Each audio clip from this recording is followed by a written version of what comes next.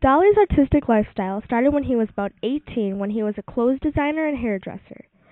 A few years later, he became a successful painter, and his paintings were known for having a photorealistic quality.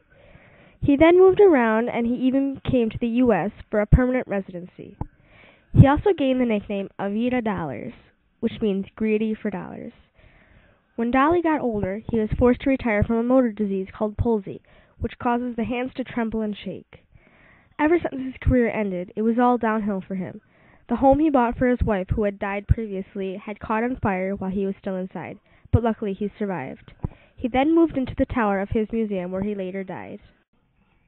Next is Pablo Picasso. Picasso actually grew up in an artistic family. His father was a painter and a professor at an art school.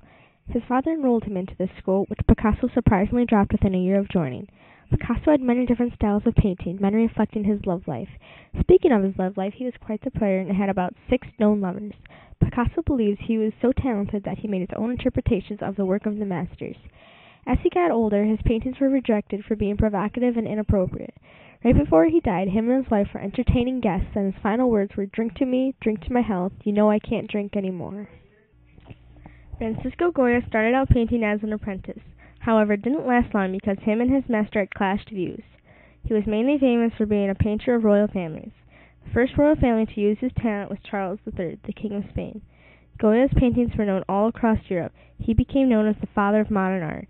After a serious illness when he was older, Goya was left totally deaf, but still made his art. However, his art started to show his insanity and madness. The last I will talk about is El Greco. He was born in Greece, but shortly started to move around Europe. He mainly lived in Toledo, Spain, where he completed most of his art pieces. El Greco's artwork wasn't well recognized till the 20th century, so there's not much recorded information on him. Although what we do know is that he was the pupil of Titan, and almost every one of his paintings reflected his intense spiritual outlook. Another thing we know about him is that his greatest masterpiece would probably be considered The Burial of Count Orgaz. And that would conclude the short biographies of some of the great artists of Spain.